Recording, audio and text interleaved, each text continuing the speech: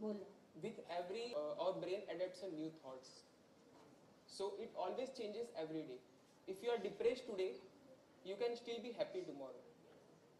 हम लोग जो काम बार बार करते हैं ना, इसका मेंटल ग्रूव बन जाता है. तो हमेशा पॉजिटिव करे तो पॉजिटिव मेंटल ग्रूव बनता है. Yes. Means if you मतलब अगर आप प्रैक्टिस करोगे पॉजिटिव थिंकिंग्स लाइक मेडिटेशन, बहुत सारे लोगों की इस चीज़ों से पर्सनालिटी भी चेंज हुई है. Like positive habits. Yes. And direction matter करता है. G3 participant number 5.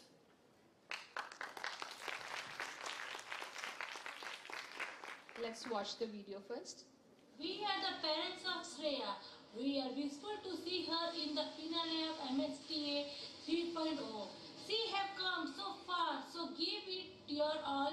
And we know MSTA is not just a competition for you, indeed a journey of learning.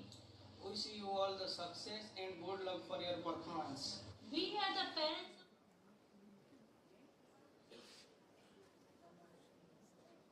Adavi, also known as baby Noah, is world's first carbon neutral baby born in Tamil Nadu, India on March 3, 2023. You might be wondering, what's so special about baby born in Tamil Nadu? Before you get curious, let me answer. Adavi is a carbon neutral baby. The term carbon neutral means maintaining a balance between emitting carbon and absorbing carbon from the atmosphere in carbon sink. It's similar like balancing chemical equations in science as we did in class 10. Let me make it more simple to you. For example, if a company emits 100 tons of CO2 from operations, they need to offset this by planting trees that could absorb 100 tons of CO2 to achieve carbon neutrality. Same process has been followed by Adavi's parents. They have planted 6,000 fruit trees before birth of Adavi.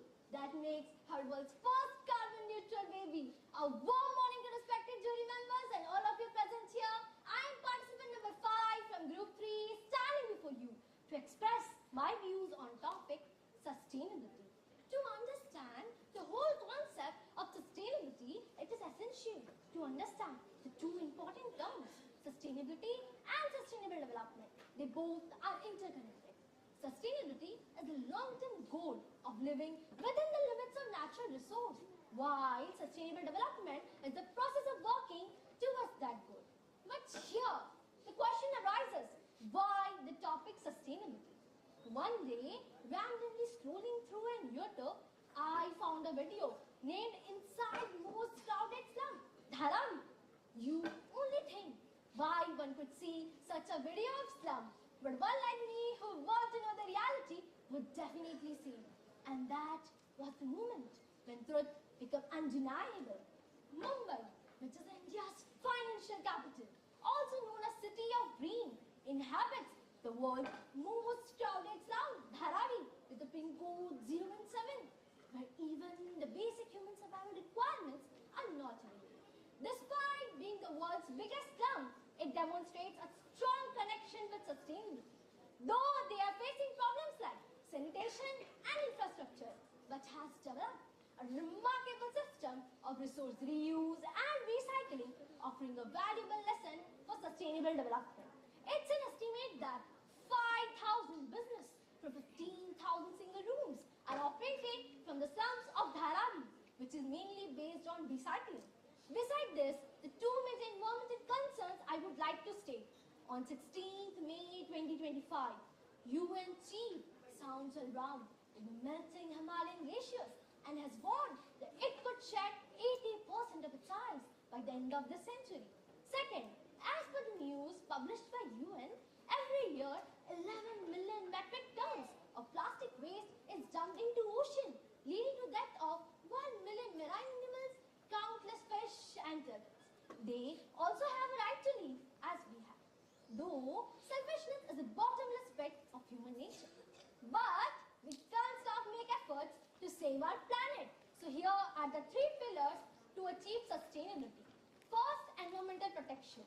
It means protecting natural environment, including biodiversity and ecosystem. Second, social equity. This pillar is concerned with well-being of people and communities. For example, investing in affordable housing, public transport, job training programs. Third, economic development. This means focusing on financial stabilization, innovation, and efficient allocation of resources. So these were the three pillars to achieve sustainability. The three major environmental highlights and sustainability highlights of the country are India to soon launch its carbon credit trading scheme by mid of 2026. Second, India to overtake Germany to become the third largest generator of wind and solar energy. Third, advanced sustainable tourism grew in India as domestic spending rate from 15.6 trillion in 2024 grew to 16 trillion in 2025. So this was all about what we can do to achieve sustainability. Now it's time to see some of the sustainable product ideas of the country. Ecoline is a unique company situated in Tamil Nadu, India, which makes fiber out of plastic waste, and using those fiber they manufacture clothes. Imagine how fascinating it is. The plastic which takes 400 to 450 years to decompose. Using those, Ecoline has become India's first fashion sustainable brand. Second, Bamboo is a company which provides sustainable packaging options to online retailers like Flipkart, Myntra, Amazon, Blinkit, and they also provide employment to bamboo farmers of the country. Have you ever think our clothes are also really leading to waste generation? But we have solution. Respun is an Indian textile recycling service aimed at diverting cloth waste from landfills and can give your clothes a new life. Not only this, companies like Mamaearth, Sankalp Taru, Last Ripple are also making efforts to save our planet. To help you visualize how practicing sustainability is important in our daily life, I have a short ad film.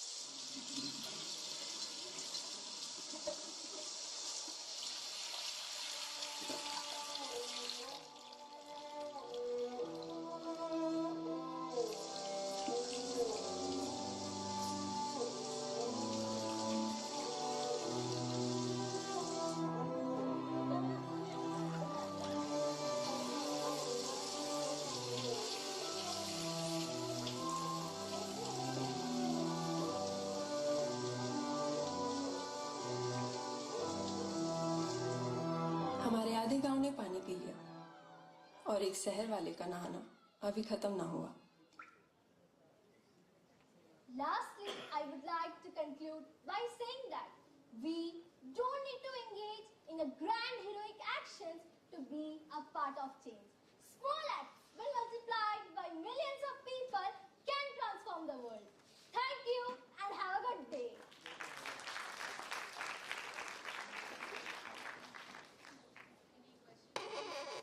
Questions, check. Rizwan? Yes, Jayashree ma'am. Your speech was very good, but I want to ask you the meaning of sustainable development. Ma'am, sustainable development leads to sustainability. Like we have features like carbon neutral and carbon emission, zero carbon neutral. So it's like economic development, how leads to economic growth. Sustainability also leads to sustainable development. Can you tell me in simple words? Ma'am, sustainable development is like taking simple steps to save our resources. You're right. Let me tell you, every generation born in this world has inherited situation of air, water and land. And he should leave it as pure and unpolluted as he has received it for the next generation. If they have seen the dinosaurs and you have seen the tiger, The next generation should see the tiger. If they cannot see the tiger, then it's not sustainable development. Do you agree with me? Yes. Thank you. Thank you, ma'am. Dr. Amrish sir has a question. It's okay, you can take. It's already covered by it. Okay, thank you. All right, thank you so much, Shreya, for this wonderful presentation. So talking about our next presentation, I have a question for everyone present here. It's really it's a topic that is really to be thought about. I want to ask you people, what is dowry and when did this come into existence? Does anybody know about this? किसी को पता है दहेज क्या होता है और ये कब शुरू हुआ था? Anybody, किसी को भी पता है यहाँ पर? Yes, Bharat sir. Rizwan, can we have the mic please? Yes. Actually डॉरी को हमारे यहाँ स्त्री धन कहा जाता था। Yeah. और पुराने समय में ऐसा होता था कि एक्चुअली जो फाइनेंशियल पावर होती थी पूरी वो कंसंट्रेट होती थी मेल के पास, तो फीमेल की सिक्योरिटी कुछ नहीं होती। जहाँ तक मैंने रिसर्च करके देखा तो सबसे बेस्ट तरीका उनको देने का होता था उनको गहने बना के और वो सुहाग के साथ जोड़ दो। जैसे मंगलसूत्र बना के डाल दिया तो कोई नहीं लेगा, निकालेगा तो पति खत्म, मतलब लाइक दिस वाज देयर। तो सुहाग के साथ जोड़ के उनको देने का एक सिस्टम शुरू किया हमारे यहाँ पे, लेकिन बाद में उसको रिटॉर्ट करके उसको खराब कर दिया गया, मांगने लगे। तो औरत को या स्त्री को सशक्त बनाने के लिए, उसको पावरफुल बनाने के लिए ये सिस्टम था कि वो हम देते थे, लेकिन उसका पूरा चेंज, उसका स्वरूप पूरा बदल दिया गया। ये एंशिएंट अगर हम देखें तो ये शायद कुछ 2 से 2000 साल के आसपास का कुछ ये जो टाइम है जब हमारा जो एग्री इकोनॉमी जो थी, जो कृषि प्रधान जिसको हम कहते हैं, उसके ऊपर था, वहां से इशू हुआ। लेकिन बाद में जो उसको फिर चेंज किया गया वो गलत है। बाकी आज का जो उसका जो स्वरूप है डाउरी का वो बिल्कुल गलत है, वो नहीं होना चाहिए। जैसे इस्लाम में हक मेहर है, तो वो हक मेहर उसकी सिक्योरिटी के लिए होता है।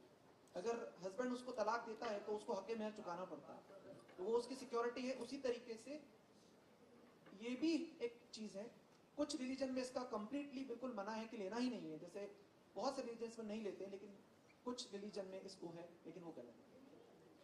So basically डाउरी एक तोहफा है पिता की तरफ से एक बेटी को, which helps that daughter to be a self-independent to the husband's in the husband's house actually. But लोगों ने इसको एक ट्रेडिशन बना दिया, कुछ लोगों ने इसको कंपल्शन बना दिया, कुछ लोगों ने इतना ही ऐसे कर दिया कि sometimes it has become a बोझ for a father. So our next topic is also about dowry, and let's see what our contestant has to talk about it. Contestant number G36.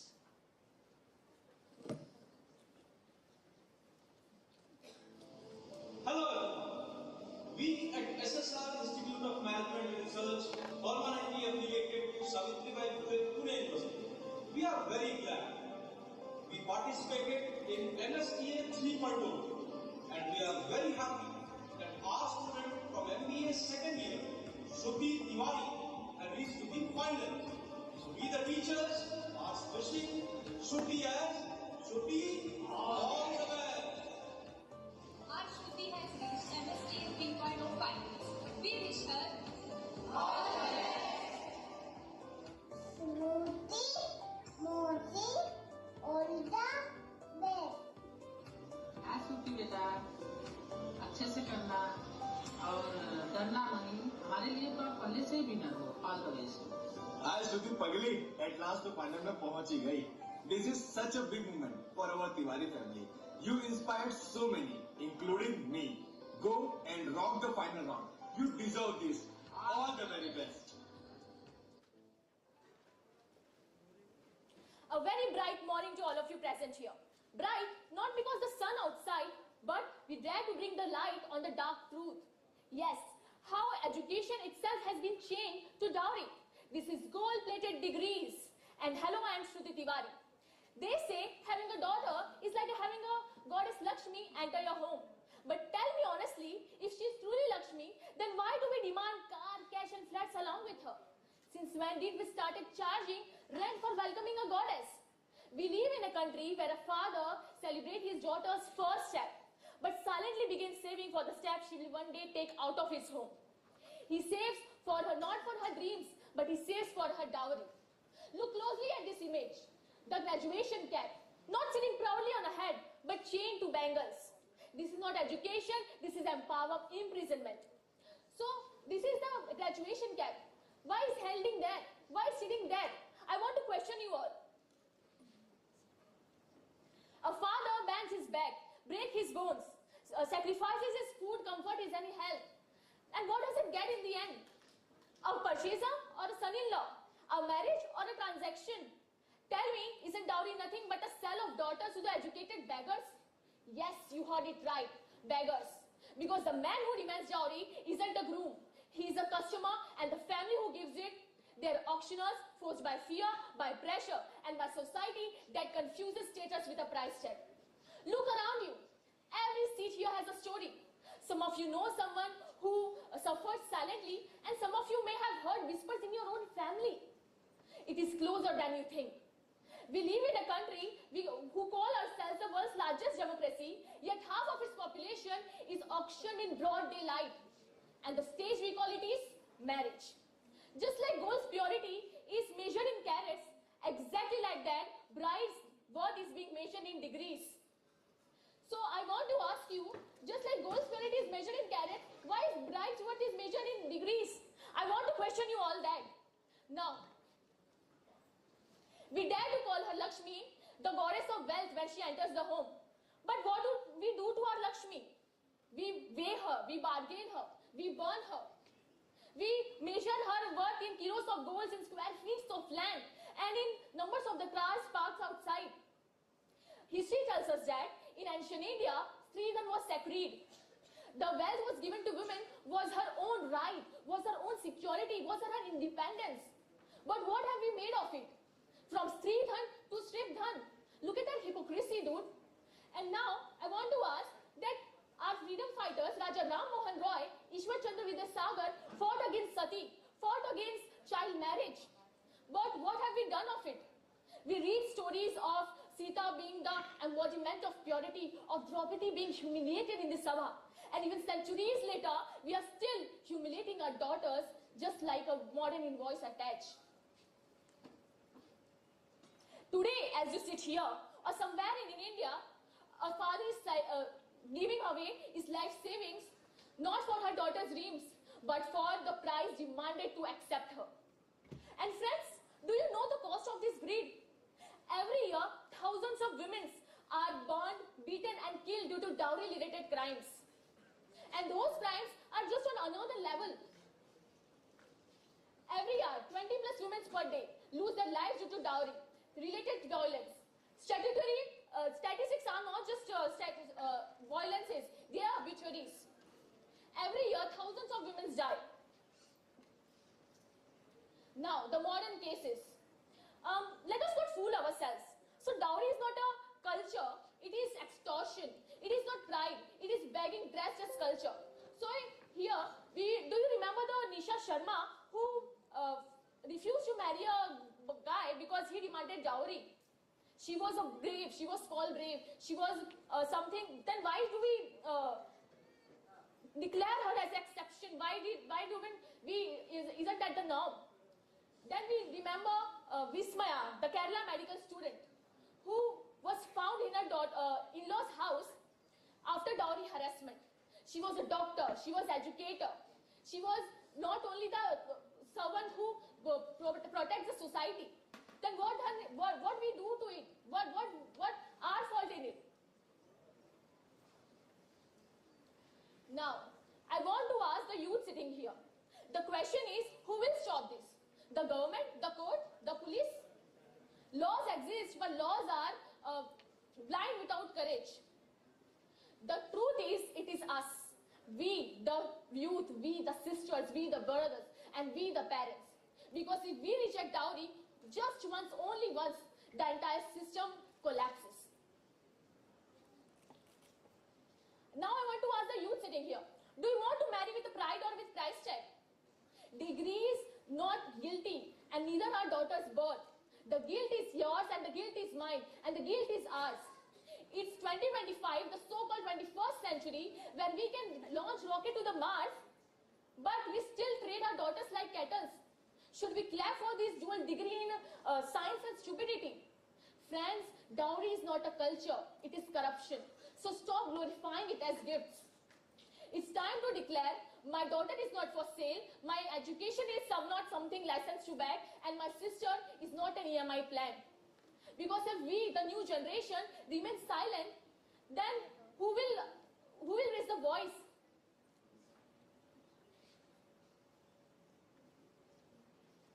Kill the dowry, not the daughters. In the end, I want to say, a gold-plated degree may shine for a while, but it rusts the soul of a society. Dowry has stolen too many lives and too many dreams. I want to say that, let's pledge together. Kill the dowry, not the daughters. It's 2025, this is not the age of king and queens. This is not Kalyug until we make it so. So let's pledge together, kill the dowry, not the daughters. That's all from my side, thank you so much.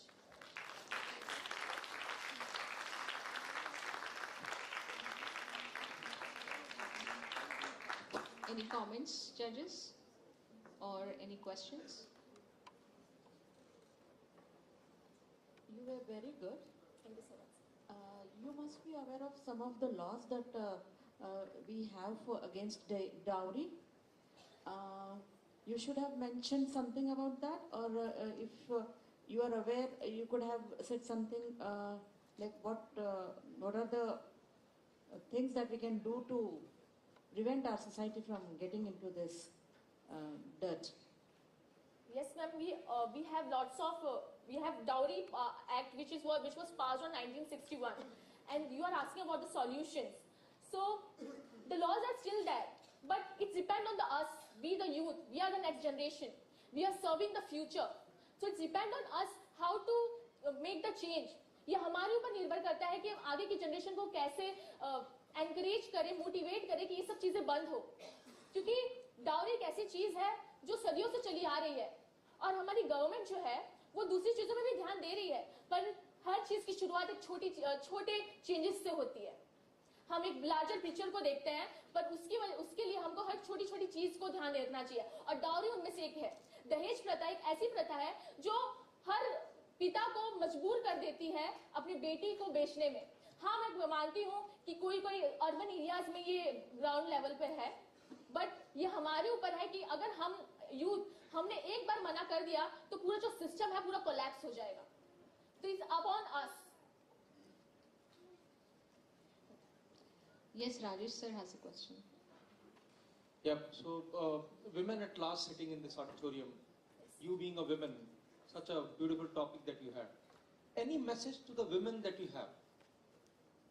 Like you ended up saying about the boys, especially maybe, so they are beggars, and certainly it is.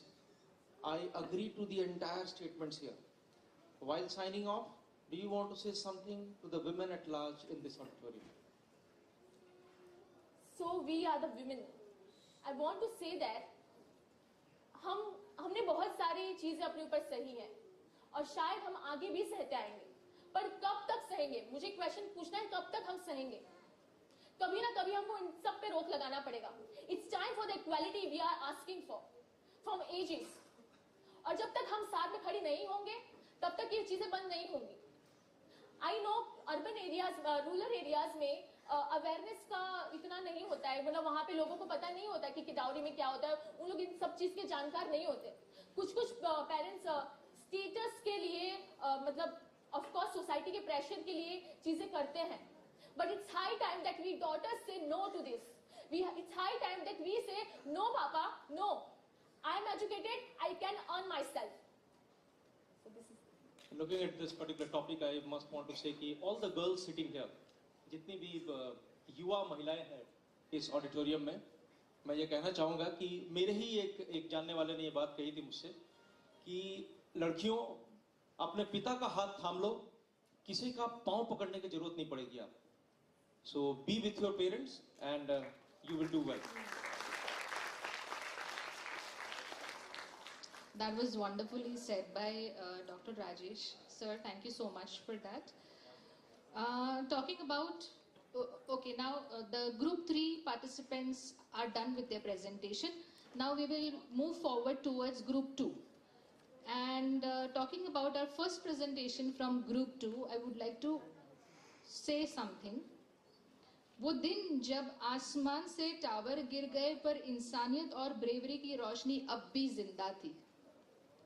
हजारों जिंदगियां खो गई पर उनके sacrifice और unity की कहानी हमेशा याद रहेगी. जब सब भाग रहे थे, हीरोज ने डेंजर की तरफ कदम बढ़ाया. उनकी कुर्बानी कभी नहीं हम भूलेंगे. Can anybody guess what am I talking about? किसी को sorry? Yeah, but not exactly. Any wild guess when I talk about towers? One more time I will repeat. वो दिन जब आसमान से टावर्स गिर गए पर इंसानियत और ब्रेवरी की रोशनी अब भी नहीं गई. Yes, I'm talking about 9/11 attack, and our next contestant is going to talk about it. So let's welcome G2 participant number 1.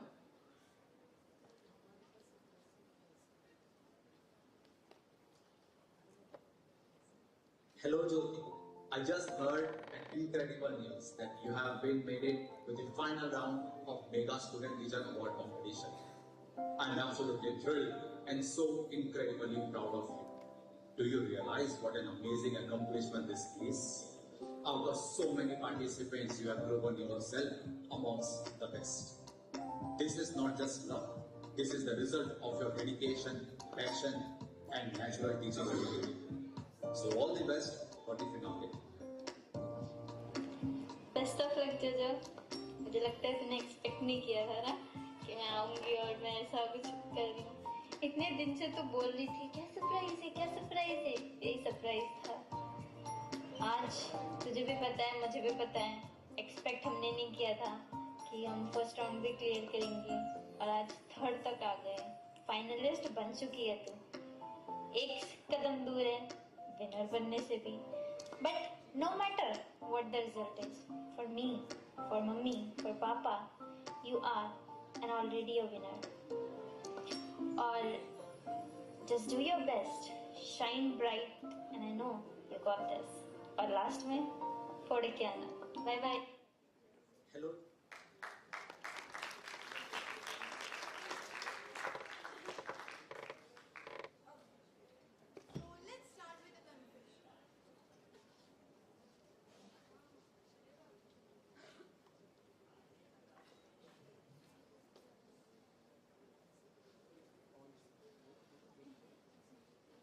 Let's start with a confession.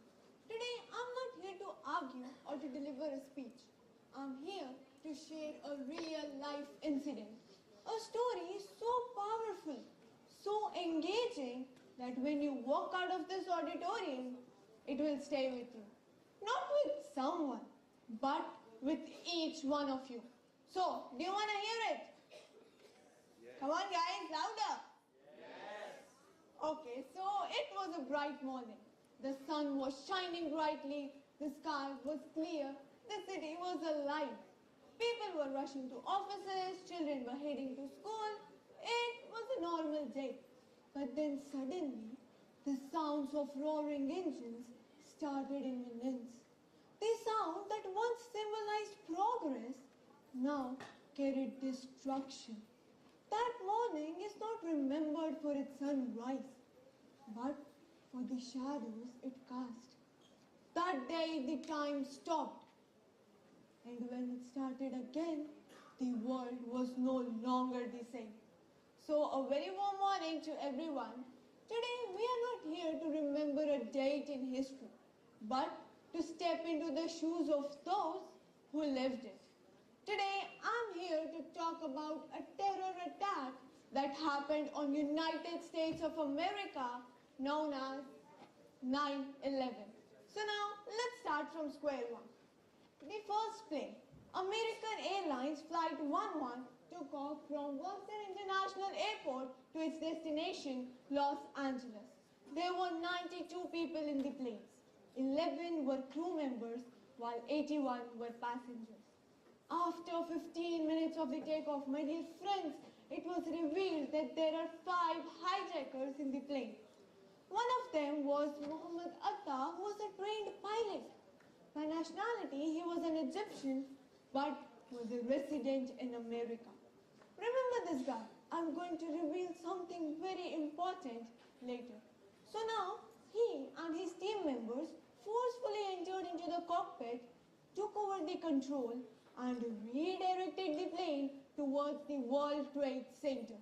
So now, what is World Trade Center? World Trade Center, my dear friends, was a monumental historical building of America at that time. It was the pride of New York.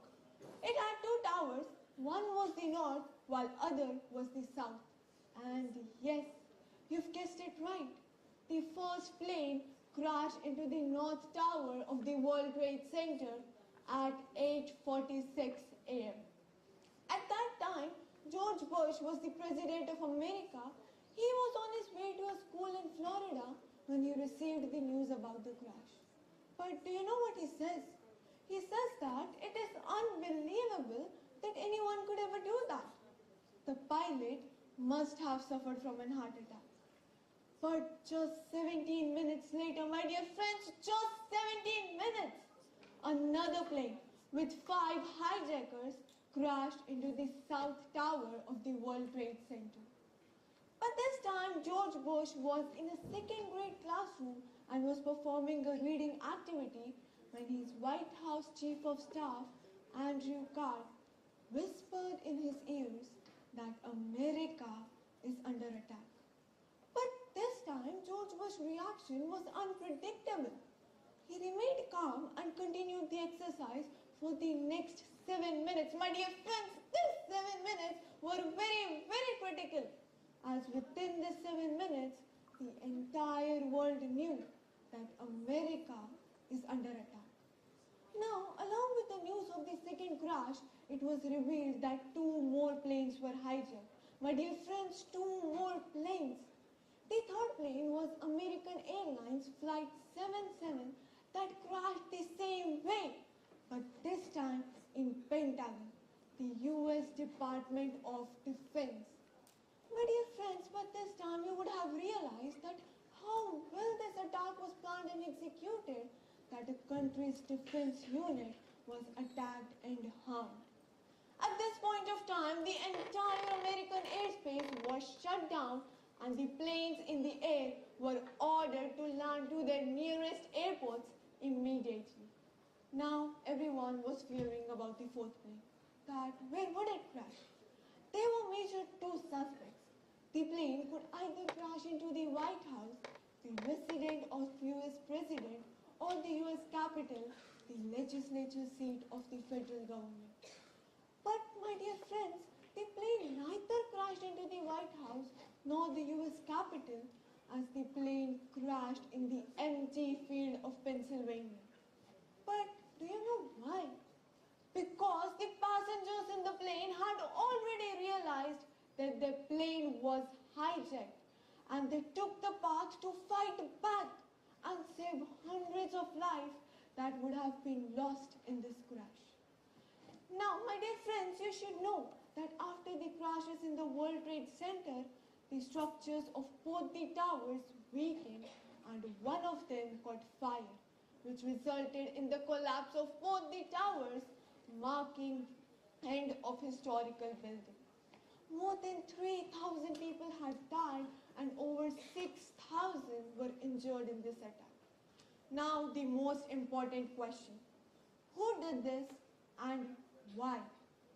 The real culprits behind this entire attack is a terrorist group named Al-Qaeda. There were a total of 19 hijackers, including Muhammad Atta, who were involved in this attack.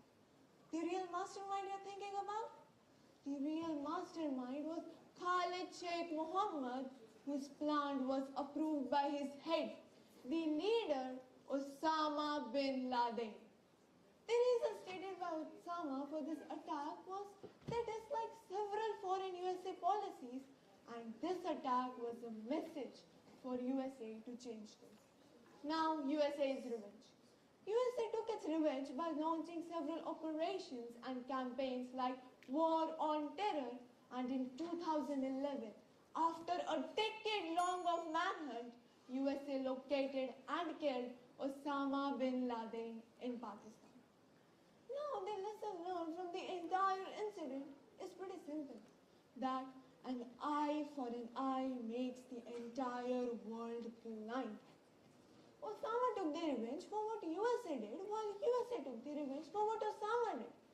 It is an endless downward spiral whose cost is paid by the lives of endless innocent citizens.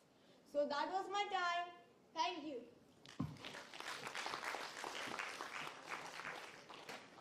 Thank you so much. Judges, any questions? Yes, Bharat sir has. Hello. Hello, sir. Very nicely you presented, and the topic was really very excellent. Okay, and it was just that we are watching, a documentary on, television. But my question is different. First thing is that, I don't know whether you understand or not. America was hit by 2 planes, okay? So you think only those people, those who carried out these attacks were responsible, or there was something behind this? And you think America was that much of innocent? Don't you feel any type of, hand of America for this? Sir, मेरे को ऐसा लगता है कि America की जो foreign policies थी, उन्होंने ये अटैक को प्रोवोक किया था. But at a point of time, violence can never be justified. कोई अटैक जो 3000 लोगों की जान ले रहा है, वो एक पॉलिसी पे हम आके इसको नहीं देख सकते कि ये पॉलिसी थी, इसकी वजह से हमने 3000 लोगों को मार दिया. That won't be justified. मेरा सवाल ये है कि आपको क्या लगता है कि अमेरिका की जो पॉलिसी है, क्या वही जिम्मेदार नहीं थी इस अटैक के पीछे? सर, डिबेटेबल है. कईयों को लगता है कि थी, कईयों को लगता है नहीं थी. जो उन्होंने यूएसएसआर में किया, शायद वही उनको जो है वो देखना पड़ा. ठीक है ना? Okay, thank you. Thank you sir. You were very confident. Actually, you were so fluent and spontaneous that we forgot to write the marks when you were speaking. And just one question, because you have gone into the depth of the topic. What about the 4th plane? Can you say something, elaborate little bit on the 4th plane that crashed in the field? Ma'am, बहुत बार ऐसा होता है कि passengers flight में अपने phones turn on कर लेते हैं. तो और उस टाइम पे वो 7 मिनट का जो टाइम स्पैन था, उसमें पूरे न्यूज़ पे ये था कि America is under attack, world travel पे क्रैशेस हो गए, पेंटागन पे क्रैश हो गया है. तो उस टाइम पे पैसेंजर्स ने रियलाइज कर लिया कि उनका प्लेन वो 4th प्लेन है, कि ये हाईजैक हो गया. अब ऑब्वियसली बात है, हमारे पास 2 ऑप्शन थे कि हम बैठ जाएं, या फिर हम ट्राई कर सकते हैं. 5-4 हाईजैकर्स थे उस प्लेन में कि हम उसमें फाइट कर सकते. 4 लोग कितने भारी पड़ेंगे. तो they took the decision to fight back, and then that was the result कि वो प्लेन पेंसिल्वेनिया में क्रैश हुआ, जबकि वो plane actually targeted White House या फिर यूएस कैपिटल पे थे.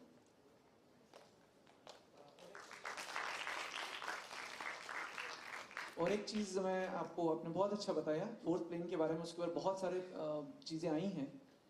एक और चीज़ है जो अमेरिका नहीं समझ पाया, वो ये था कि जब मोहम्मद अटा और उसके जो दोस्त थे, वो लोग फ्लाइंग ट्रेनिंग सेंटर में गए, वहाँ से प्लेन उड़ाना सीखने के लिए.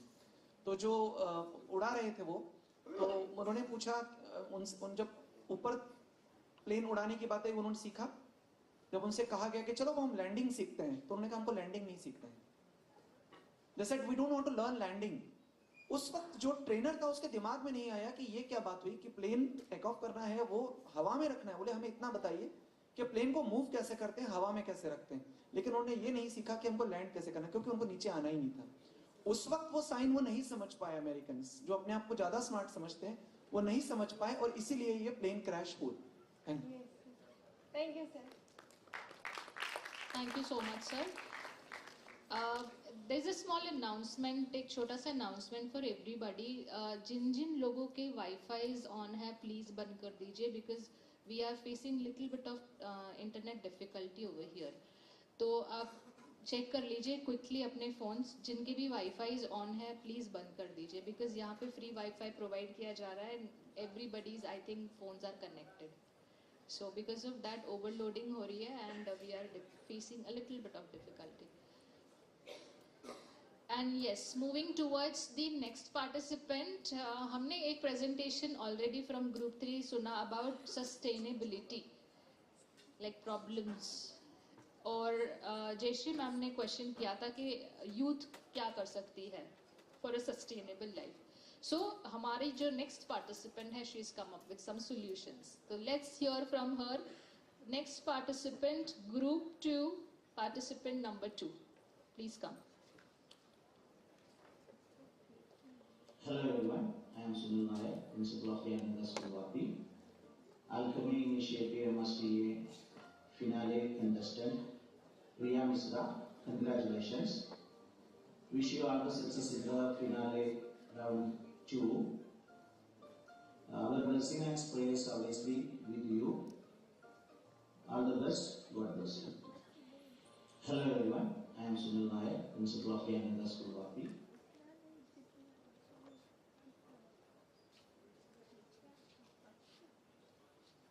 कि हो गई पीर पर्वत सी पिघलनी चाहिए, इस हिमालय से कोई गंगा निकलनी चाहिए. सिर्फ हंगामा खड़ा करना मेरा मकसद नहीं, मेरी कोशिश है कि ये तस्वीर बदलनी चाहिए. मेरे सीने में ना सही, तेरे सीने में ही सही, हो कहीं भी ये आग पर ये आग जलनी चाहिए, ये आग जलनी चाहिए. A very infinitive and enthusiastic afternoon to all of you. This is from Group 2, code number 2. And today I am going to speak on the topic, the role of youth for the sustainable future of our country. Youth are the building block of a nation.